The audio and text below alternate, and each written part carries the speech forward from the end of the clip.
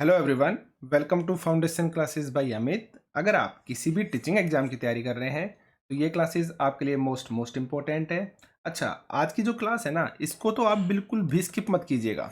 आज की क्लास में हम जो मोस्ट इम्पोर्टेंट कंसेप्ट है ना, वो पढ़ने वाले हैं। पृथ्वी के बारे में, ग्लोब के बारे में। तो आज की क्लास को तो आप बिल्कुल भी स्किप मत कीजिएगा, ठीक है। अगर आप चैनल पर न्यू हैं तो चैनल को सब्सक्राइब कर लीजिए, बेल आइकन पर प्रेस कर ऑल नोटिफिकेशन को आप ऑन कर लेना, ताकि जब भी कोई क्लास अपलोड हो आपके पास सबसे पहले पहुंचे। अगर आपको किसी तरह का कोई डाउट है, कोई इश्यू है, कुछ पूछना चाहते हैं तो आप इस कॉन्टैक्ट नंबर पर व्हाट्सएप कर सकते हैं। साथ में जो टेलीग्राम ग्रुप है उसको भी आप ज्वाइन कर लीजिए, क्योंकि इस पर मैं क्लास का शेड्यूल और जो क्विज हैं वो अपलोड करता रहता हूँ। तो आप टेलीग्राम ग्रुप को ज्वाइन कर लेना। टेलीग्राम ग्रुप का जो लिंक है वो आपको वीडियो के डिस्क्रिप्शन में मिल जाएगा। तो चलिए स्टार्ट करते हैं। देखिए, आज की जो क्लास है ये हमारी हिस्ट्री की क्लास नंबर 18 है। 17 क्लासेस हमारी कंप्लीट हो चुकी हैं। आप जब प्लेलिस्ट में जाएंगे ना, चैनल का जो होम पेज है वहाँ से आप प्लेलिस्ट में जाइए, और प्लेलिस्ट में जाने पर वहाँ पर आपको हिस्ट्री क्लासेस के नाम से प्लेलिस्ट मिल जाएगी। तो जब आप उसमें जाएंगे तो वहाँ पे आपको सीरियल वाइज सभी क्लासेस मिल जाएंगे, ठीक है। तो आप उन क्लासेस को देखिए। और अच्छा, देखिए, इनसे बाहर आपको कुछ भी नहीं मिलेगा। मैं आपको हमेशा बताता हूँ ये चीज़ कि इनसे बाहर आपको एक सिंगल क्वेश्चन भी नहीं मिलेगा। सिर्फ और सिर्फ आपको रेगुलर क्लासेस को अच्छे से देखना है, ठीक है। तो आज हम पढ़ने क्या वाले हैं? आज हम पढ़ेंगे ग्लोब के बारे में। इनकी अक्षांश क्या होते हैं, देशांतर क्या होते हैं, इन चीज़ों को समझेंगे हम, और विद डायग्राम समझेंगे, ताकि आपका हर एक कंसेप्ट अच्छे से क्लियर हो। इसलिए हम विद डायग्राम समझने वाले हैं, ठीक है। आगे देखिए। उसके बाद हम अक्ष को समझेंगे कि जो पृथ्वी है उसका अक्ष क्या होता है, क्या किसे कहते हैं, हम इन चीज़ों के बारे में जानेंगे हम। उसके बाद हम विषुवत व्रत जो है उसको देखने वाले हैं। उसके बाद हम देखेंगे कि आपकी जो अक्षांश या समानांतर रेखाएं हैं ना, वो कौन कौन सी होती हैं, उनको क्या नाम दिया जाता है, हम इन चीज़ों के बारे में जानेंगे। उसके बाद जो पृथ्वी के ताप कटिबंध है, जैसे उष्ण कटिबंध हो गया, शीतोष्ण कटिबंध हो गया, तो ये क्या होते हैं, किस तरह से बनते हैं, हम इन चीज़ों के बारे में जानने वाले हैं और विद डायग्राम जानेंगे। उसके बाद हम देशांतर क्या होते हैं, यानी कि ओवरऑल हम पृथ्वी के बारे में किस तरह से हम समय को मापते हैं, भारत का जो समय है वो 5.5 घंटे आगे क्यों है, हम इन सब चीज़ों के बारे में आज के लेक्चर में जानेंगे। तो ये मोस्ट इंपॉर्टेंट टॉपिक है। आपके काफ़ी कंसेप्ट आज के टॉपिक से क्लियर होने वाले हैं। तो वीडियो में आप एंड तक बने रहना, अच्छे से आप वीडियो को देखिए, ठीक है। और अगर आपको वीडियो अच्छी लगती है तो प्लीज़ आप कमेंट करके बताया कीजिए, ताकि मुझे मोटिवेशन मिले और मैं आपके लिए और ज़्यादा से ज़्यादा मेहनत कर सकूँ। सीधा और सिंपल सा है, ठीक है। तो चलिए स्टार्ट करते हैं। ग्लोब यानी कि अक्षांश और देशांतर, ये हमारा आज के टॉपिक का नाम है। तो देखिए, हमारी पृथ्वी गोलाकार नहीं है, ये चीज़ तो हमें पहले भी पता है, हम पहले भी डिस्कस कर चुके हैं। यह उत्तर एवं दक्षिण ध्रुवों पर थोड़ी चपटी है। अब ये स्टेटमेंट आपको याद रखनी है। याद क्यों रखनी है? जब ऐसे क्वेश्चन आपको स्टेटमेंट के रूप में पूछे जाएंगे ना, जैसे आपको ऊपर क्वेश्चन दे दिया, निम्नलिखित में से कौन सा सही है या फिर कौन सा सही नहीं है, और नीचे दे देंगे स्टेटमेंट आपको, काफ़ी स्टेटमेंट। तो इनमें से आपको बताना पड़ेगा कौन सी स्टेटमेंट आपकी सही है या फिर सही नहीं है। तो उस समय ऐसे क्वेश्चंस कंफ्यूज करते ही करते हैं। तो इसलिए आपको याद रखना है, उत्तर एवं दक्षिण ध्रुवों पर हमारी पृथ्वी थोड़ी सी चपटी है और मध्य से थोड़ी सी हुबरी हुई है। अब आपको पता होना चाहिए उत्तर एवं दक्षिण ध्रुवों के बारे में। तो ये क्या है? आपका उत्तरी ध्रुव है, ये वाला एरिया। और जो नीचे होगा ना इसके एकदम अपोजिट में, वो आपका दक्षिणी ध्रुव है। तो यहाँ पे तो थोड़ी सी चपटी हुई है, और जो बीच वाला ये पार्ट है ना, यहाँ पे थोड़ी सी हुबरी हुई है। ये बात यहाँ पे बोली गई है, ठीक है। आप समझ गए होंगे। आगे देखिए। अब बात करते हैं ग्लोब के बारे में। आप जब भी किसी स्कूल के अंदर जाते हैं तो जो प्रिंसिपल का ऑफिस है, जो हेडमास्टर का ऑफिस होता है, तो वहाँ पे आपने इस तरह का ग्लोब 100% देखा होगा रखा हुआ। तो ये क्या है? ये आपका ग्लोब है, ठीक है। आपने ऐसा 100% देखा ही होगा, मुझे पता है, ठीक है। तो देखिए बाप, ग्लोब पृथ्वी का एक लघु रूप है, और एक क्या है? एक वास्तविक प्रतिरूप है। क्या है? वास्तविक प्रतिरूप है। यानी कि पृथ्वी का लघु रूप है, लेकिन क्या है? एक वास्तविक प्रतिरूप है। आपको याद रखना है, प्रतिरूप का मतलब होता है कॉपी, एक तरह से, ठीक है। उसकी कॉपी या उसका डायग्राम। आगे देखिए। ग्लोब विभिन्न आकार एवं प्रकार के हो सकते हैं। सीधी सी बात है, सही बात है। बड़े ग्लोब जो आसानी से एक जगह से दूसरी जगह नहीं ले जाए जा सकते, आप उनको नहीं ले जा सकते। यहां पर बताया गया है कि वो जिनको आप एक जगह से दूसरी जगह पर नहीं लेकर जा सकते। दूसरे होते हैं पॉकेट में रखने योग्य। पॉकेट का मतलब हो गया आपकी जेब के अंदर, आपकी जेब के अंदर भी आ जाएगा इतने छोटे ग्लोब। या फिर गुब्बारे जैसे हवा भरने वाले ग्लोब, यानी कि अलग अलग तरह के कई प्रकार के ग्लोब आपके हो सकते हैं। आपको सिर्फ इतना याद रखना है, ठीक है। आगे चलते हैं। ये डायग्राम मैं आपको बता चुका हूं। इसमें ये क्या है? ये है पृथ्वी का अक्ष। अब इन चीजों के बारे में हम पढ़ने वाले हैं। देखिए, ग्लोब स्थिर नहीं होते, ये चीज तो हमें पता है। ग्लोब जो होते हैं वो स्थिर नहीं होते हैं। उसे इसी तरह घुमाया जा सकता है जैसे कुमार का पहिया या फिर लट्टू घूमता है। तो हमें पता है ना, आपने ऑफिस में देखा होगा और आपने कई बार ट्राई भी किया होगा। इस तरह से होता है आपका ऑफिस के अंदर रखा हुआ ग्लोब। तो आप इसको घुमा सकते हैं ना, इधर से आप पकड़ के हाथ से घुमाएंगे तो ऐसे ऐसे ये घूमने लगेगा, है ना, ऐसे ऐसे घूमने लगेगा। तो क्या है, आप इसको घुमा सकते हैं। यही चीज यहाँ पे बताई गई है। ग्लोब पर देशों, महाद्वीपों तथा महासागरों को उनके सही आकार में दिखाया जाता है। क्या किया जाता है? देशों को, महाद्वीपों को तथा महासागरों को उनके सही आकार में दिखाया जाता है। आपको याद रखना है, ठीक है। चलिए अब स्टार्ट करते हैं आगे। अब बात करेंगे सबसे पहले हम अक्ष के बारे में। तो इससे पहले जो हमारी 17 नंबर क्लास थी ना, उसमें भी मैंने आपको अक्ष के बारे में बताया था। और वहां पे मैंने क्या बताया था, देखिए आप, देखिए ये है पृथ्वी का अक्ष। और मैंने आपको क्या बताया था कि ये हमारी पृथ्वी है। और आपको इमेजिन करना है कि आपको ये समझना है कि इसके बीचों बीच, ये देख रहे हैं आप यहाँ पे, इसके बीचों बीच यहाँ पे क्या है? एक रोड मानिए आप, या फिर एक सुई मानिए, या फिर एक डंडी मानिए कि पृथ्वी के बीचों बीच एक सुई इस तरह से, एक रोड, एक डंडी इस तरह से जा रही है पृथ्वी के बीचों बीच। आपको ये चीज याद रखनी है, ये चीज मैंने आपको बताई थी। और पृथ्वी क्या करती है? अपने ही अक्ष पर, यानी कि ये क्या है? ये पृथ्वी का अक्ष है। इसके अक्ष पर ही, अपने ही अक्ष पर इसके चारों तरफ लगातार घूमती रहती है। किस दिशा में से? पश्चिम से पूर्व दिशा में। इस दिशा में, पश्चिम से पूर्व दिशा में इस तरह से घूमती रहती है। तो यह कहलाता है पृथ्वी का अक्ष।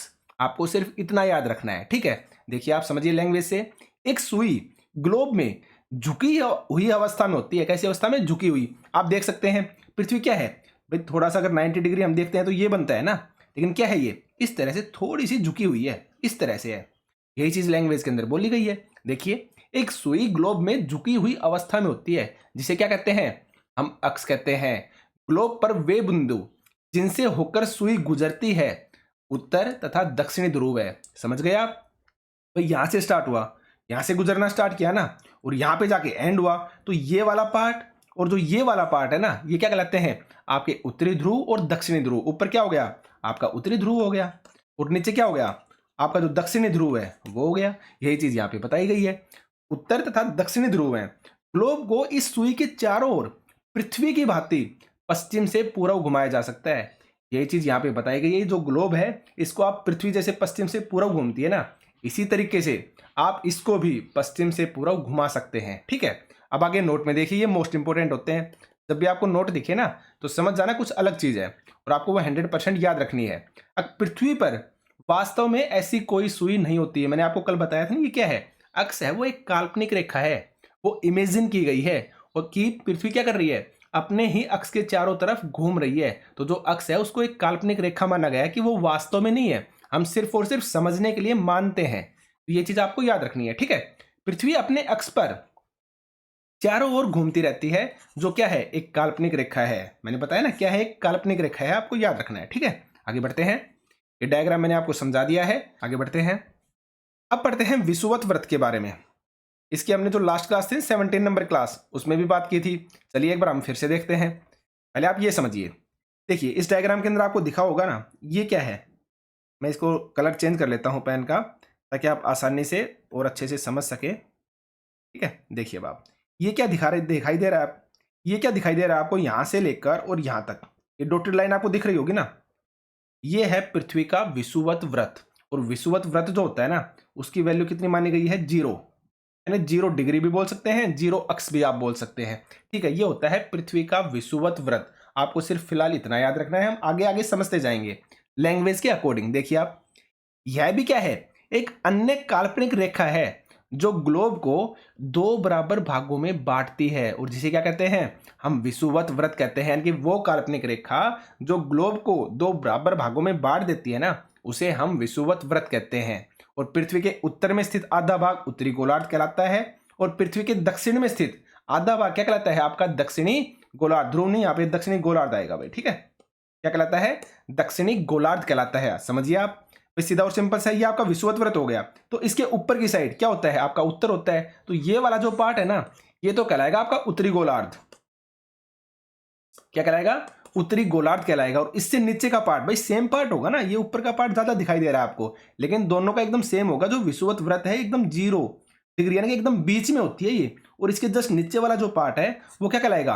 आपका दक्षिणी गोलार्ध कहलाएगा। क्या कहलाएगा? दक्षिणी गोलार्ध कहलाएगा। आपको पता है अच्छे से। आगे देखिए, ये दोनों बराबर के आधे भाग होते हैं, यानी कि दोनों बराबर होते हैं। आपको यहाँ पे डायग्राम में दिख रहा होगा जो उत्तरी गोलार्ध है वो बड़ा है, लेकिन ऐसा नहीं है। ऊपर वाला भी और नीचे वाला भी, जो दोनों गोलार्ध है ना, उत्तरी गोलार्ध और दक्षिणी गोलार्ध, दोनों क्या होते हैं? एकदम बराबर होते हैं। क्योंकि जो आपकी विषुवत वृत्त है ना, ये 0 डिग्री पे होती है, एकदम बीच के अंदर होती है ये। ठीक है, आगे देखिए, इस प्रकार विषुवत वृत्त पृथ्वी पर क्या है? एक काल्पनिक वृत्त बनाती है, एवं यह पृथ्वी पर, आगे देखिए, विभिन्न स्थानों की स्थिति बताने का सबसे महत्वपूर्ण संदर्भ बिंदु है। क्या है संदर्भ बिंदु? आपकी काल्पनिक रेखा, आपका विषुवत वृत्त, उसके बारे में बोला गया है कि विभिन्न स्थानों की स्थिति बताने के लिए यह सबसे महत्वपूर्ण संदर्भ बिंदु है। आगे देखिए, विषुववृत्त से ध्रुवों तक स्थित सभी समानांतर वृत्तों को अक्षांश या समानांतर रेखाएं कहते हैं। अब इस लाइन को समझिए आप, ये इंपॉर्टेंट है। आप इसमें डायग्राम में आइए, मैं इसको रब कर देता हूं ताकि आप आसानी से समझ पाएं। देखिए आप, अब हमने बात की है, ये क्या है? आपकी विषुवत वृत्त है। ये वाली जो लाइन है, डॉटेड लाइन, ये क्या है? आपकी विषुवत वृत्त है। अब यहां पे बोला गया है इसके समानांतर, तो अगर आप अच्छे से देखते हैं तो ये क्या है? इसके समानांतर है ना। ये वाली लाइन क्या है?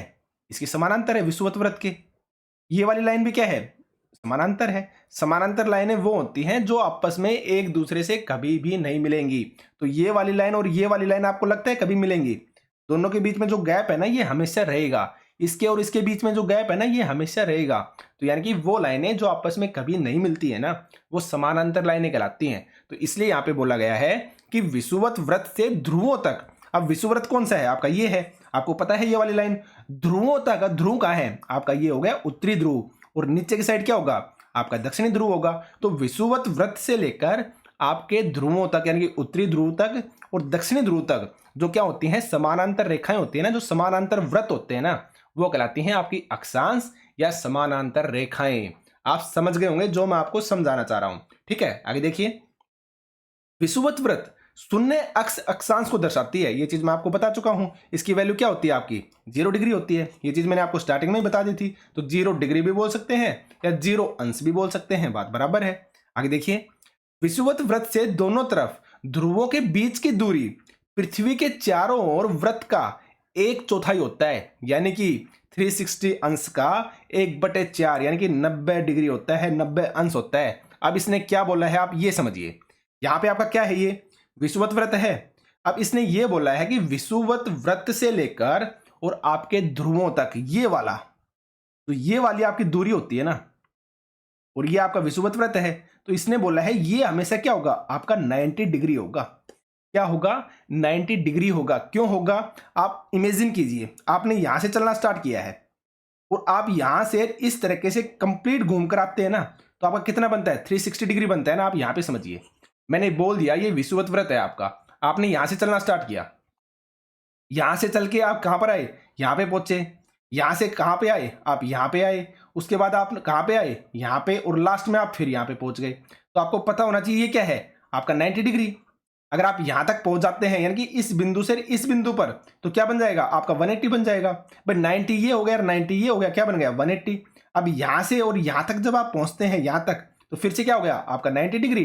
अगर आप यहां पे देखते हैं तो 270 हो गया ना। तो यहां पे क्या हुआ? 90 हुआ। 90 से 180, 180 से 270, और 270 से आप वापस पहुंचेंगे कहां पे? 0 डिग्री बोल दीजिए, या फिर आप इसको 360 बोल दीजिए, बात बराबर है। ये भी क्या होगा? आपका 90 डिग्री। अगर आप अंदर देखते हैं तो 90 डिग्री, और बाहर की साइड से देखते जाते हैं ना, तो ये 90, ये 180, ये 270, जीरो से स्टार्ट करके देखते हैं तो, और वापस जीरो पे पहुंचते हैं तो 360 डिग्री। तो इसने यही चीज यहां पे बोल ली है। आपको वो चीज समझनी है, विषुवत वृत्त से दोनों तरफ ध्रुवों के जो बीच की दूरी है ना, वो पृथ्वी के चारों ओर के वृत्त का 1/4 है, यानी कि 360 डिग्री अंश का 1/4, यानी कि 90 डिग्री। आप समझ गए होंगे, ये आपका विषुवत वृत्त है। इससे स्टार्ट करके ध्रुवों के बीच की दूरी, यानी कि विषुवत वृत्त से उत्तरी ध्रुव की और विषुवत वृत्त से ही लेकर आपके दक्षिणी ध्रुव की, तो ये बीच की दूरी है, ये आपकी 90 डिग्री है। और ये मैंने आपको बता दिया कि क्यों 90 डिग्री है। ठीक है, समझ गए होंगे आप। आगे चलते हैं। इस प्रकार विषुवत वृत्त के उत्तर की सभी समानांतर रेखाओं को उत्तरी अक्षांश कहते हैं तथा विषुवत वृत्त के दक्षिण में स्थित सभी समानांतर रेखाओं को दक्षिणी अक्षांश कहते हैं। और इनको इस तरह से दर्शाते हैं, भाई ऊ लिख दिया जाएगा और डॉट बिंदु यानी कि उत्तरी अक्षांश, द के नीचे बिंदु हो जाएगा यानी कि दक्षिणी अक्षांश, यानी कि वही चीज है। इस अक्षर से इनको हम दर्शाते हैं शॉर्टकट के अंदर, आप समझ गए होंगे। ठीक है, अब देखिए जैसे महाराष्ट्र में चंद्रपुर और वह ब्राजील, तो ब्राजील कहां पर पड़ता है आपका दक्षिण अमेरिका में, बेलो होरिजेंटो दोनों 20 डिग्री अक्षांश पर स्थित हैं, लेकिन एक विषुवत वृत्त के उत्तर में तथा एक विषुवत वृत्त के दक्षिण में स्थित है। अगर आपको परसों जो मैंने क्लास कराई थी, अगर आपको उसका मैप याद है ना, तो हमने इस टाइप का मैप देखा था वहां पे ग्लोब। ये आपकी विषुवत वृत्त थी और ये आपकी क्या थी, कर्क रेखा थी, और ये आपकी क्या थी, मकर रेखा थी। और देखिए मैंने आपको बताया था भारत आपका कहां पर पड़ता है, कर्क रेखा के पास पड़ता है। और इस साइड क्या था आपका दक्षिणी अमेरिका, और यहाँ पे क्या था आपका उत्तरी अमेरिका, यहाँ पे क्या था आपका अफ्रीका, यहाँ पे अफ्रीका, और यहाँ पे ऑस्ट्रेलिया। अगर आपको अच्छे से याद हो तो, अगर आप अच्छे से देखते हैं तो ये 0 डिग्री आपके विषुवत रेखा है, तो इसके दक्षिण में हो गए ना ये। दक्षिण अमेरिका कहाँ पे है, दक्षिण के अंदर है, तो दक्षिण के अंदर 20 डिग्री और आपका उत्तर के अंदर 20 डिग्री। तो ये बोला है ये दोनों क्या है, 20 डिग्री पर है, लेकिन एक आपका उत्तर की तरफ है और एक आपका दक्षिण की तरफ है। इस लाइन का मतलब हो गया ये, यानी कि महाराष्ट्र में जो चंद्रपुर है वो भी, और ब्राजील यानी कि दक्षिण अमेरिका में है जो ब्राजील, उसमें बेलो होरिजोंटो दोनों 20 डिग्री अक्षांश पर स्थित हैं। लेकिन एक तो किधर है आपका उत्तर की साइड में, और एक कहां पे है आपका दक्षिण की साइड में, वो मैंने आपको समझा दिया है। ठीक है, अब आगे बढ़ते हैं।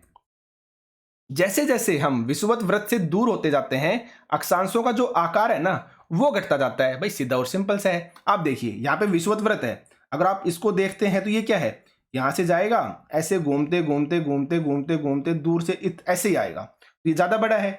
इससे आगे बढ़ते हैं हम तो थोड़ा छोटा हो गया ना छोटा, उसके बाद जाएंगे तो और छोटा हो गया ये, उसके बाद आगे बढ़े तो फिर ये और छोटा हो गया, लास्ट में इतना सा बन गया, और लास्ट में एक जस्ट बिंदु बची है आपकी। और यही चीज यहां पे इसने बताई है, जैसे जैसे हम विषुवत वृत्त से दूर जाते हैं ना, विषुवत वृत्त आपका यहां पे था, और इससे जैसे जैसे हम दूर जाते जा रहे हैं, आपके जो अक्षांशों का जो आकार है ना वो घटता जा रहा है। इन्हीं को तो हम अक्षांश बोलते हैं, इन काल्पनिक रेखाओं को ही तो बोलते हैं अक्षांश। तो इनकी क्या हो रही है, इनका जो आकार है वो आपका घटता जा रहा है। यही चीज यहां पर इन्होंने बताई है, आप समझ गए होंगे।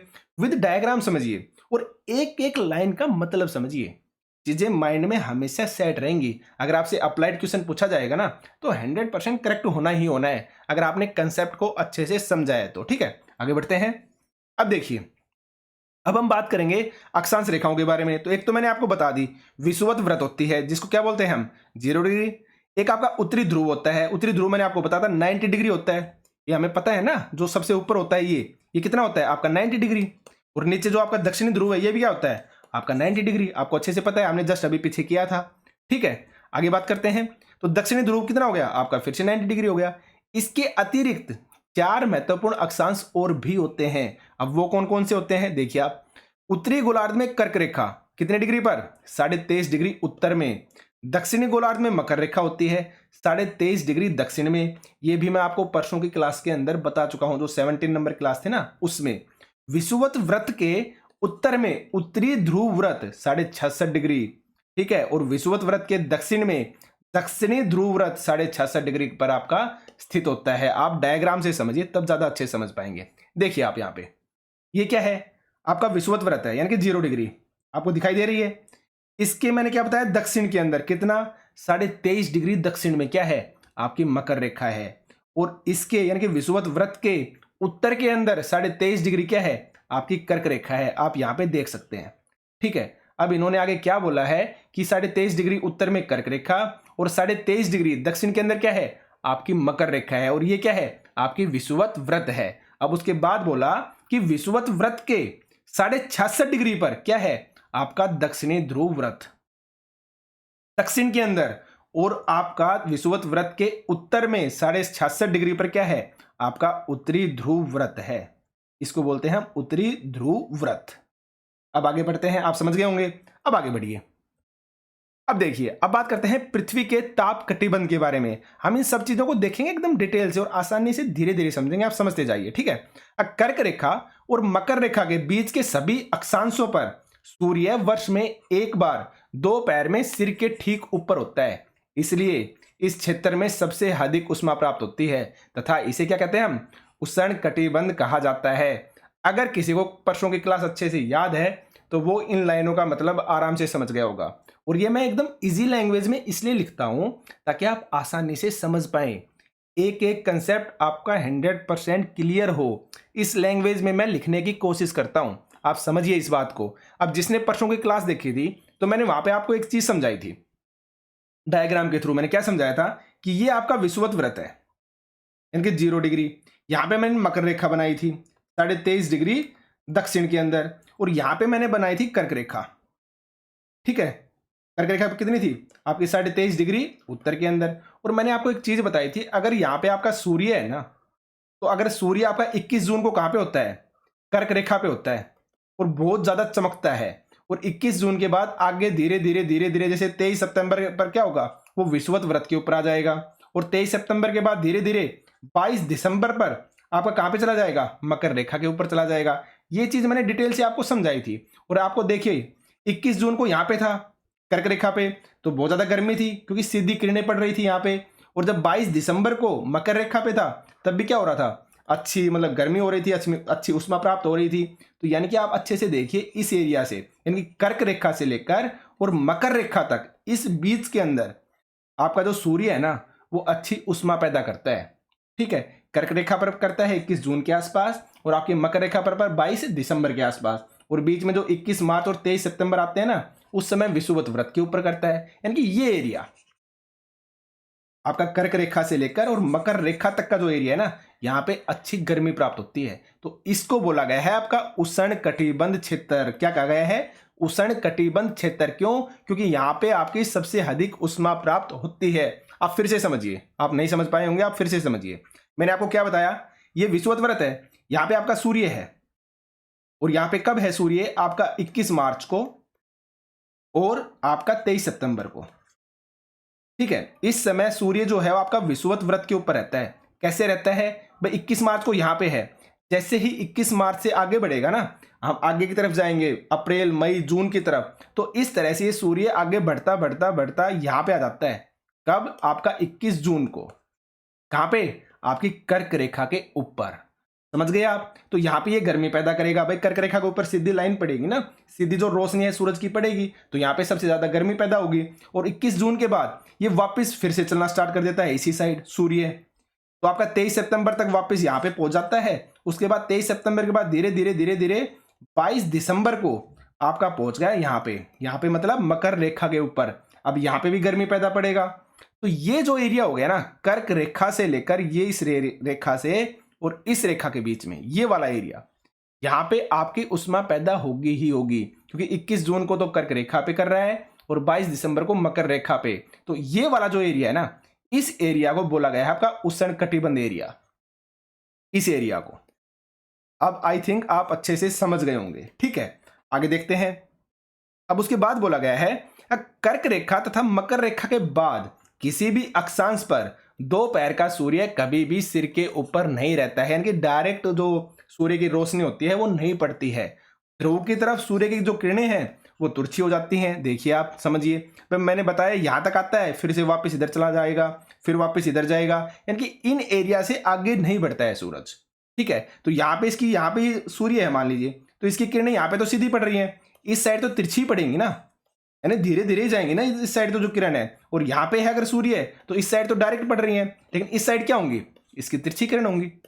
तो उन तिरछी किरणों के बारे में बात की गई है। क्या की गई है, देखिए आप, इस प्रकार उत्तरी गोलार्ध में कर्क रेखा और उत्तर ध्रुव व्रत तथा दक्षिणी गोलार्ध में मकर रेखा व दक्षिणी ध्रुव व्रत के बीच वाले क्षेत्र का तापमान क्या रहता है, मध्यम रहता है। इसलिए इन्हें शीतोष्ण कटिबंध कहा जाता है। समझ गए होंगे आप। देखिए ये आपकी कर्क रेखा है, कर्क रेखा और उत्तर ध्रुव व्रत, यानी कि ये वाला एरिया, इस वाले एरिया के अंदर जो आपके सूर्य की किरणें हैं ना वो तिरछी पड़ रही हैं। और तिरछी पड़ रही हैं तो सीधा और सिंपल सा है, ज्यादा रोशनी नहीं मिलेगी, ज्यादा ऊष्मा पैदा नहीं होगी, ज्यादा गर्मी नहीं होगी।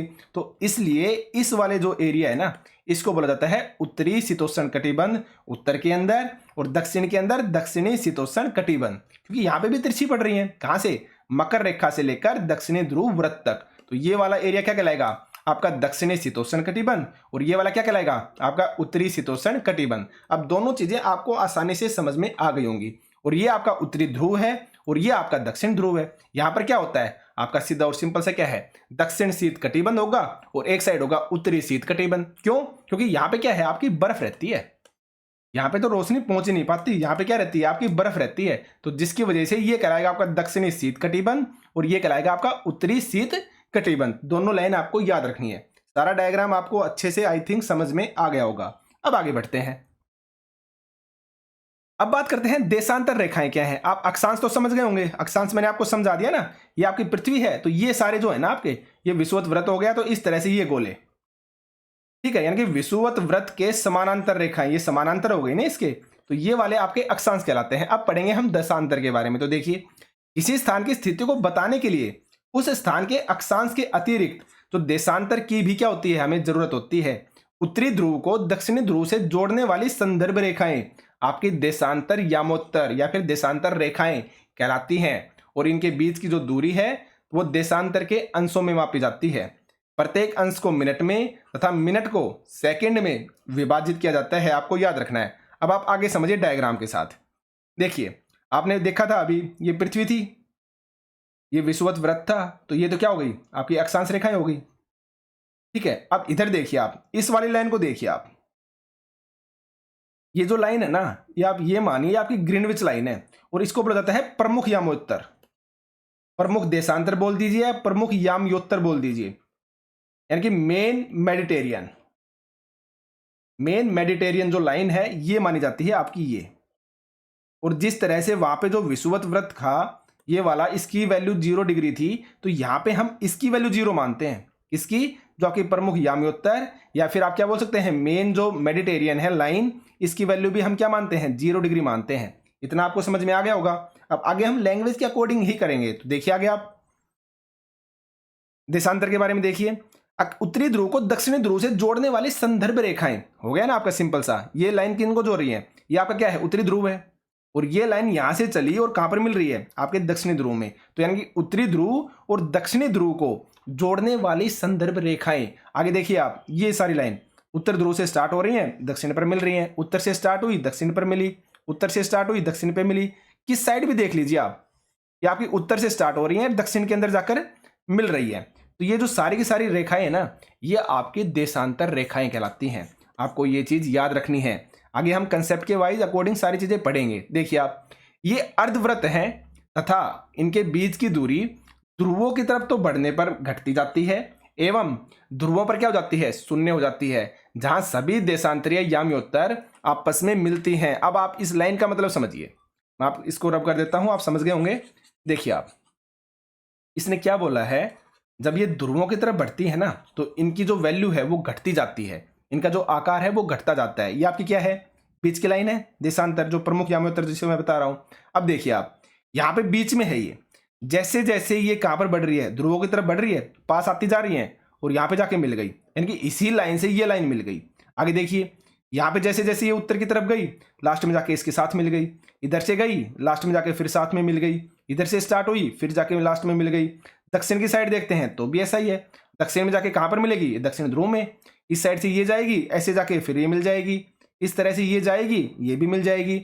इसी लाइन को तो बताया गया है कि जो लाइन है ये बीच से स्टार्ट होंगी और कहां पे जाके आपके उत्तर ध्रुव के अंदर या फिर दक्षिणी ध्रुव में आपस में जाके मिल जाती हैं एक दूसरे के साथ, आप देख सकते हैं। तो यही लाइन इन्होंने बोली है कि ये अर्धवृत्त होते हैं तथा इनके बीच की जो दूरी है ना ध्रुवों की तरफ बढ़ने पर घटती जाती है एवं ध्रुवों पर क्या हो जाएगी शून्य हो जाएगी। तो भाई इनके बीच की दूरी यहाँ पे क्या है 0 हो गई ना, सारी आपस में मिल गई ना एक साथ। तो यही चीज तो यहाँ पे बताई गई है, आप समझिए। ठीक है, अब देखिए नोट के अंदर अक्षांश रेखाओं से भिन्न सभी देशांतरीय यामयोत्तर की जो लंबाई है ना वो आपकी समान होती है, इसलिए इन्हें मुख्य संख्याओं में व्यक्त करना कठिन होता है। अब देखिए हमने जब विषुवत वृत्त पढ़ा था और अक्षांश पढ़े थे तो वहां पे ये विषुवत वृत्त था, यहाँ पे जो आकार था ना वो आपका धीरे धीरे घटता जा रहा था और लास्ट में जाके जो आकार है वो शून्य हो गया था, एकदम 0 हो गया था। लेकिन ये रेखाएं देखिए यहां से स्टार्ट हो रही हैं और यहां तक जा रही हैं, यहां से स्टार्ट हुई फिर यहां तक गई, यहां से स्टार्ट हुई फिर यहां तक गई। तो इनकी जो लंबाई है, इनकी जो लेंथ है ना वो सभी की इक्वल है, जबकि आपकी जो अक्षांश रेखाएं थी उनके अंदर ऐसा नहीं था। लेकिन जो देशांतर रेखाएं होती है ना, उनकी जो लेंथ होती है वो आपकी सेम होती है, समान होती है। बीच वाली की भी उतनी ही होगी और जो साइड वाली जो लाइन जा रही है ना उनकी भी उतनी ही होंगी, क्योंकि ऊपर से स्टार्ट हो रही है और नीचे तक कंप्लीट जा रही हैं, कंप्लीट क्रॉस कर रही हैं। तो इस लाइन को आप 100% याद रखना। स्टेटमेंट के रूप में जब क्वेश्चन पूछा जाएगा ना तो आप 100% कंफ्यूज हो जाएंगे, इस बात को याद रखिए आप। ठीक है, आगे बढ़ते हैं।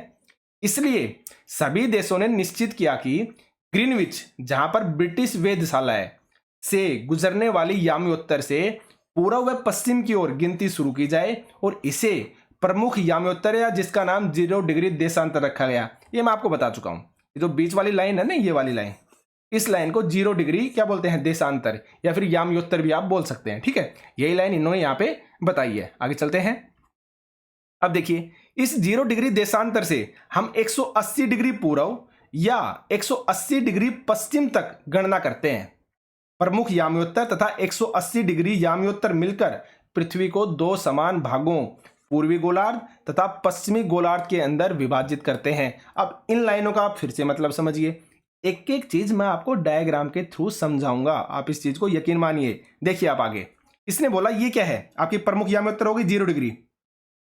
अब इसने बोला, दोबारा लाइन पढ़िए आप, 0 डिग्री देशांतर से हम 180 डिग्री पूर्व में जाएंगे। तो देखिए आपको अच्छे से पता है इस साइड क्या है, आपका पूर्व है। आप ऐसे समझिए, इस डायग्राम के अंदर ये आपका 0 डिग्री है और आपको जाना है 180 डिग्री पूर्व में। तो आपने यहां 0 डिग्री है, आपने यहां से चलना स्टार्ट किया। आप कहां तक पहुंचे, सिर्फ 90 डिग्री तक पहुंचे ना। आप इसको देखते हैं तो ये क्या है, आपका सिर्फ और सिर्फ 90 डिग्री है ना। आपको जाना है 180 डिग्री तक, यानी कि यहां तक। यानी कि आपके पृथ्वी के यहां से 0 से स्टार्ट हुए हैं और ऐसे घूमते घूमते घूमते इसके यहां पे पहुंच गए। तो यहां से लेकर और यहां तक अगर आप कोण को मापते हैं ना तो आपका क्या है, 180 डिग्री बनेगा ना। तो इसने यही चीज बोली है, 0 डिग्री देशांतर से हम 180 डिग्री जब पूर्व में जाते हैं या 180 डिग्री पश्चिम में, भाई आप इस साइड ले लीजिए। अगर आप पश्चिम के अंदर जाते हैं तो पश्चिम आपका किस साइड है, इस साइड है ना पश्चिम। तो आप 180 डिग्री जाएंगे, यहां तक 90 हो गया, फिर आप 180 जा रहे हैं। तो यानी कि क्या बोला है इसने, आप 180 डिग्री पूर्व या 180 डिग्री पश्चिम तक गणना करते हैं। प्रमुख याम्योत्तर तथा 180 डिग्री याम्योत्तर मिलकर पृथ्वी को दो समान भागों में बांटते हैं। कैसे, देखिए आप फिर से डायग्राम को देखिए आप। अब मैंने क्या बताया आपको, यहां से 0 से स्टार्ट हुई 180 तक पहुंच गई। तो ये वाली कंप्लीट लाइन दो भागों में डिवाइड कर दिया ना, ये वाला भाग अलग बन गया और ये वाला अलग बन गया। आप पश्चिम वाली लाइन से मिला लीजिए, तब भी बात सेम है। या पूर्व वाली थी तो दो भागों में डिवाइड कर रही है, पश्चिम वाली लाइन या ये वाली लाइन करेंगे तब भी दो भागों में डिवाइड कर रही है। तो ये क्या हो गया, आपका पूर्वी गोलार्ध, और ये क्या हो गया, आपका पश्चिमी गोलार्ध। यही चीज ये इसमें समझाने की कोशिश की गई है। आप अब अच्छे से समझ गए होंगे। आगे देखिए, ठीक है, आप समझ गए नहीं यहां तक। अब देखिए आप, इसलिए पूर्व के लिए अक्सर हम क्या यूज करते हैं, पूर्व सीधी सी इसको शॉर्टकट में ऐसे लिख देते हैं। पश्चिम के लिए अक्सर यूज करते हैं पैक के नीचे बिंदु, यानी कि पश्चिम सेम है आपका। अब देखिए आप, ये जो नोट है ना, ये मोस्ट इंपोर्टेंट है और आपसे पूछा जा सकता है, 100% पूछा भी जाएगा, देख लेना आप। 180 डिग्री पूर्व देशांतर और 180 डिग्री पश्चिम देशांतर एक ही रेखा पर स्थित होते हैं। अब आप देखिए, मैंने क्या बोला यहाँ पे, 180 डिग्री पूर्वी देशांतर और 180 डिग्री पश्चिमी देशांतर एक ही रेखा पर होते हैं। मैं इसको रब कर देता हूं मैं आपको समझाने के लिए। देखिए आप, ये क्या है, आपकी पृथ्वी है। अब इसने क्या बोला, 180 डिग्री पूर्वी देशांतर में मैंने क्या बताया, ये आपकी क्या है, प्रमुख 0 है। आपने यहां से स्टार्ट किया और आप 180 गए पूर्व के अंदर, तो 180 आप यहीं पे तो पहुंचेंगे ना। और आप 0 से ही स्टार्ट कर रहे हैं और 180 आप पश्चिम में गए, तब भी आप कहां पे पहुंच रहे हैं, 180 डिग्री आपका यहीं पे तो होगा। तो सीधा और सिंपल सा यही तो बोला है, 180 डिग्री आप पूर्व देशांतर पे चले जाइए या फिर 180 डिग्री आप पश्चिमी देशांतर पर चले जाइए। ये दोनों रेखा एक ही पर है, यानी कि ये बिंदु एक ही है जहां पे आपका 180 डिग्री पूर्व देशांतर भी स्थित है और 180 डिग्री पश्चिमी देशांतर भी स्थित है। आप समझ गए होंगे इस बात का मतलब। ठीक है, आगे बढ़ते हैं। अब बात करते हैं देशांतर और समय के बारे में, यानी कि इनका आपस में संबंध क्या है, किस लिए हमें इन चीजों की जरूरत पड़ी, अब हम वो देखने वाले हैं। तो देखिए, समय को मापने का जो सबसे अच्छा साधन है ना, वो पृथ्वी है, चंद्रमा है एवं ग्रहों की गति है। भाई पहले आज ही तो घड़ी हुई है, पहले के समय में क्या करते थे, इन ग्रह की जो स्थिति है उन्हीं को देखते थे ना। जैसे आपका कौन सा तारा आपने देख रहा हो, उत्तरी ध्रुव तारा, जो उत्तर ध्रुव तारा जिसको बोलते हैं, उसकी स्थिति को देख के क्या लगाते थे, आपके जो दिशा है उसका पता चलता था, समय का पता चलता था। तो यही चीज बोली है, समय को मापने का जो सबसे अच्छा साधन है पृथ्वी है, चंद्रमा है एवं ग्रहों की गति है। आगे देखिए, सूर्योदय एवं सूर्यास्त क्या होता है, प्रतिदिन होता है। अतः यह स्वाभाविक ही पूरे विश्व में समय निर्धारण करने का सबसे अच्छा साधन है। आप याद रखना इस बात को। आगे देखते हैं, स्थानीय समय का अनुमान सूर्य के द्वारा बनने वाली परछाई से लगाया जा सकता है, जो दोपहर में सबसे छोटी होगी, सूर्यास्त व सूर्योदय में सबसे लंबी होती है। पे अच्छे से पता है, आप यहाँ पे खड़े हुए हैं मान लीजिए, ठीक है, ऊपर आपके सूर्य है, यहाँ पे एकदम सर के ऊपर, तो आपकी परछाई थोड़ी ना बनेगी, सबसे छोटी होगी, नाक के बराबर परछाई होगी। लेकिन अगर आप यहीं पे खड़े हुए हैं और इस साइड सूर्य है, तो आपके पीछे की साइड क्या होगा, छाया बनेगी ना आपकी, तो इस साइड लंबी छाया बनेगी। और लास्ट में सूर्य जब सूर्यास्त होता है उस समय अगर रोशनी डालता है तब क्या बनेगी, इस साइड आपकी छाया बनेगी। तो वही चीज यहाँ पे इन्होंने आराम से बताई है। आगे देखिए, ग्रीनविच पर स्थित प्रमुख याम्योत्तर पर सूर्य जिस समय आकाश में सबसे ऊंचे बिंदु पर होगा, उस समय याम्योत्तर पर स्थित सभी स्थानों पर दोपहर होगी। याम्योत्तर का मतलब हो गया 0 डिग्री पे बात हो रही है, सभी स्थानों पर क्या होगी, आपकी दोपहर ही होगी। याद रखना इस बात को। आगे चलते हैं, देखिए अब बात करते हैं, पृथ्वी पश्चिम से पूर्व चक्कर लगाती है, आपको अच्छे से पता है इस बात के बारे में। अतः वे स्थान जो ग्रीनविच रेखा के पूर्व में स्थित हैं, उनका समय ग्रीनविच समय से आगे होता है, तथा जो पश्चिम में स्थित होते हैं ना, उनका समय ग्रीनविच समय से पीछे होता है। अब आप इसके बारे में पढ़ चुके होंगे। देखिए आप डायग्राम में फिर से आइए, ये आपकी प्रमुख याम्योत्तर हो गई, और ये क्या है, आपकी ग्रीनविच जो रेखा है ये इसके आसपास ही है। तो इसने क्या बताया है, ग्रीनविच रेखा से पूर्व के अंदर जो देश होंगे ना, जितने भी देश पड़ेंगे, उनका जो समय है ना वो हमेशा आगे होगा, और जो इस साइड देश पड़ेंगे, पश्चिम के अंदर जो देश पड़ेंगे ना, उनका समय हमेशा पीछे होगा। अब कैसे होगा, कहने का मतलब क्या है, जैसे हमारा भारत देश है, अब भारत देश के अंदर नॉर्मल सी बात है, आप ये मानिए लंदन, आप ऐसे समझिए, आगे एग्जांपल भी मैंने दिया है कि लंदन के अंदर क्या हो रहा है, आपका मैच हो रहा है क्रिकेट का, और वो मैच स्टार्ट हो रहा है लंदन के अंदर 2 बजे, दिन के 2 बजे, यानी कि दोपहर में 2 बजे।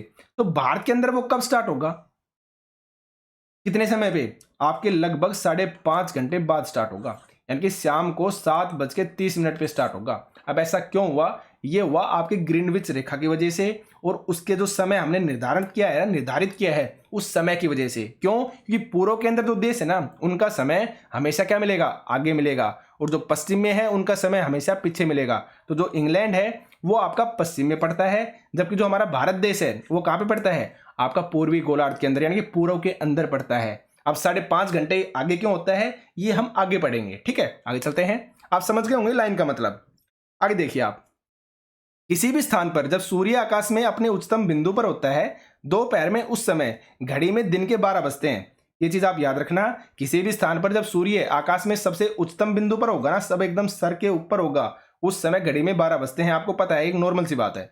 इस प्रकार घड़ी के द्वारा दिखाया गया समय उस स्थान का स्थानीय मान कहलाता है। क्या कहलाता है, स्थानीय मान कहलाता है। और इस नोट को आप 100% याद रखिएगा कि देशांतरीय याम्योत्तर यानी कि लॉन्गिट्यूडिनल जो मेरिडियन है पर सभी स्थानों का स्थानीय समय क्या होता है, आपका समान होता है। इस फैक्ट को आप याद रखना। आगे बढ़ते हैं, अब देखिए समय के अंतर की हम गणना कैसे करते हैं। अब देखिए, पृथ्वी लगभग 24 घंटे में अपने अक्ष पर कितनी घूमती है, 360 डिग्री घूमती है ना भाई, ये पृथ्वी है 360 डिग्री घूमती है ना, कितने में, 24 घंटे में, यानी कि 24 घंटे के अंदर तो घूम रही है आपकी कितनी, 360 डिग्री। अगर मैं बात करूं कि 1 घंटे में कितना घूमेगी, 24 घंटे में इतनी है, तो 1 घंटे में 360/24 यानी कि 15 डिग्री घूमेगी, है ना। लेकिन हमें निकालना है 4 मिनट, यानी कि 4 मिनट के अंदर घूमेगी 1 डिग्री। ये चीज आप याद रखना, 4 मिनट में कितना घूमेगी, आपकी 1 डिग्री। आप निकाल लेंगे आराम से, समझ गए होंगे ना, 4 मिनट के अंदर घूमेगी आपकी 1 डिग्री। अब बात करिए आगे। इस प्रकार जब ग्रीनविच रेखा पर आपके दोपहर के 12 बजे होंगे ना, तो ग्रीनविच रेखा से 15 डिग्री पूर्व के अंदर, यहां से समझिए आप, ग्रीनविच रेखा पर कितने बजे हैं, आपके दोपहर के 12 बजे हैं, तो ग्रीनविच रेखा से 15 डिग्री पूर्व में, अब मैंने बताया था पूर्व में क्या होता है, हमेशा आगे होता है। तो 1 डिग्री कितनी देर में, आपकी जो 4 मिनट में 1 डिग्री घूम रही थी, तो यहां पे वो है 15 डिग्री, तो 15 गुणा 4 यानी कि 60 मिनट आगे होगा समय। क्यों होगा 60 मिनट आगे, क्योंकि 1 डिग्री घूमती है 4 मिनट के अंदर, और हमें निकालना है 15 डिग्री पूर्व में। तो 15 डिग्री का मतलब क्या हो गया, 15 गुणा 4 यानी कि 60 मिनट। और आगे क्यों, क्योंकि पूर्व के अंदर बात हो रही है, और पूर्व में मैंने आपको जस्ट अभी पीछे बताया था कि पूर्व में क्या होता है, आपका समय आगे होता है। मैंने बताया ना, पूर्व में क्या होता है, आगे समय होता है, और पश्चिम में क्या होता है, आपका पीछे होता है। तो इसलिए आपके पूर्व के अंदर कितनी, 60 मिनट आगे। और ग्रीनविच रेखा से 15 डिग्री पश्चिम में यानी कि पीछे की साइड, तो 15 गुना 4 60 मिनट क्या हो गया आपका पीछे होगा। आपको समझ में आ गया नहीं 60 कैसे निकालना है, क्योंकि 1 घंटे में 15 डिग्री घूम रही है, तो 1 डिग्री घूमने के अंदर वो 4 मिनट का समय लगाएगी। आप समझ गए होंगे। ठीक है, आगे बढ़ते हैं। अब आगे बात करते हैं हम मानक समय क्यों मानते हैं, भाई हमें ये जरूरत पड़ी क्यों। तो वो देखिए आप, अलग अलग यामयोत्तर पर स्थित स्थानों के स्थानीय समय में अंतर होता है, यानी कि आपके इतने ज्यादा देश हैं और सभी का जो समय है वो अलग अलग होता है। एक देश के अंदर ही इतना बड़ा एरिया होता है कि वहां के समय में भी अंतर हो जाता है। तो जिस वजह से देशांतरों में होकर जो गुजरने वाली रेलगाड़ियां हैं ना, उनकी समय सारणी को तय करना कठिन होगा, यानी कि हम उन्हें नहीं माप सकते। भाई रेलगाड़ी हो या चीज और भी लगा लीजिए, आप कुछ भी लगा लीजिए, तो जो टाइम टेबल है ना वो सही तरीके से सेट नहीं होगा। तो सही तरीके से टाइम टेबल को सेट करने के लिए हमें मानक समय का निर्माण करना पड़ा, हमें जो मानक समय है उनको मानना पड़ा। ये चीज आप याद रखिए। ठीक है, आगे बात करते हैं। भारत में गुजरात के द्वारका तथा असम के डिब्रूगढ़ के स्थानीय समय में लगभग 1 घंटे 45 मिनट का अंतर होता है। इस लाइन को आप याद रखना। इस समय कि भारत में गुजरात के द्वारका तथा असम के डिब्रूगढ़ के स्थानीय समय में लगभग 1 घंटे 45 मिनट का अंतर होता है। इसलिए यह आवश्यक है कि देश के मध्य भाग से होकर गुजरने वाली किसी यामयोत्तर के स्थानीय समय को देश का मानक समय माना जाता है। क्या माना जाता है? देश का मानक समय माना जाता है। भारत का कितना है वो देखते हैं आगे हम। भारत का जो मानक समय है वो कितना है आपका 82 डिग्री 30 मिनट पूर्व के अंदर। पूर्व के अंदर क्यों है? मैंने आपको जस्ट अभी बताया था ना, ये अगर आपकी ग्रीनविच रेखा है 0 डिग्री यामयोत्तर है तो हम किधर पढ़ते हैं? आपके पूर्वी गोलार्ध में। तो इसलिए इसके पीछे क्या लगाया? आपका पूर्व लगाया है। ठीक है, इनकी 82 डिग्री 30 मिनट पूर्वी गोलार्ध, ये भारत का जो मानक समय है वो माना गया है, जो ग्रीनविच समय से 5 घंटे 30 मिनट आगे है। जब आप इसको कन्वर्ट करते हैं ना, 1 डिग्री के अंदर कितने हैं आपके? 4 मिनट है। तो जब आप इसको कन्वर्ट करेंगे तो कन्वर्ट होने के बाद ये 5 घंटे 30 मिनट बनता है, तो इतना आगे है। तो इसलिए आप एग्जाम्पल को देखिए, अगर इंग्लैंड के अंदर भारत और इंग्लैंड के बीच क्रिकेट का मैच चल रहा है और आपका जो ये मैच है ना ये लंदन में हो रहा है, इंग्लैंड जो राजधानी है लंदन वहां पे हो रहा है, तो लंदन में अगर ये दोपहर को 2 बजे स्टार्ट होता है ना, तो भारत में कब स्टार्ट होगा? हमने निकाल लिया आंसर, कितने घंटे बाद? आपके 5 घंटे 30 मिनट बाद स्टार्ट होगा। तो वहां पे अगर दोपहर 2 बजे शुरू हो रहा है तो यहाँ पे यानी कि भारत में स्टार्ट होगा आपका 7:30 शाम को। तो आप समझ गए होंगे। ठीक है, आगे बढ़ते हैं। कुछ देशों का देशांतरीय विस्तार अधिक होता है, जिसके कारण वहां एक से अधिक मानक समय अपनाए जाते हैं। जैसे रूस में आपके 11 अपनाए जाते हैं, अमेरिका में 9 अपनाए जाते हैं। इस चीज को आप याद रखिए। और 2 ये आपके फैक्चुअल क्वेश्चन है, इनको भी आप याद रख लेना। यहाँ पे इन्होंने क्या किया है, ये आपकी पृथ्वी है, यहाँ पे अक्षांश और देशांतर दोनों को मिला के तब किसी जगह की क्या निकाली है? स्थिति निकाली है। जैसे धुबरी असम है, ये 26 डिग्री उत्तरी अक्षांश तथा 90 डिग्री पूर्वी देशांतर पर स्थित है। ठीक है, 26 डिग्री उत्तरी अक्षांश व 90 डिग्री पूर्वी देशांतर पर, और आपसे पूछा जा सकता है। ठीक है, और प्रशांत महासागर में स्थित टोंगा द्वीप और हिंद महासागर में स्थित मॉरिशस द्वीप दोनों एक ही अक्षांश कितने आपके 20 डिग्री पर स्थित है। ये भी आप याद रखना। ठीक है, तो ये आज का आपका सेशन था। हमने इसमें अक्षांश और देशांतर के बारे में अच्छे से पढ़ा है, ग्लोब के बारे में अच्छे से पढ़ा, पृथ्वी के बारे में अच्छे से पढ़ा। तो ये लेक्चर आपके लिए मोस्ट इंपॉर्टेंट है, इनको स्किप मत कीजिएगा। और मैं आपके लिए बहुत ज़्यादा हार्ड वर्क करता हूँ, इसलिए मुझे मोटिवेट करने के लिए आप चैनल को सब्सक्राइब कीजिए, लाइक कीजिए, वीडियो को शेयर कीजिए और कमेंट सेक्शन में कमेंट करके बताया कीजिए कि आपको लेक्चर कैसे लग रहे हैं। ठीक है, तो आज के सेशन में सिर्फ इतना ही था। Thank you.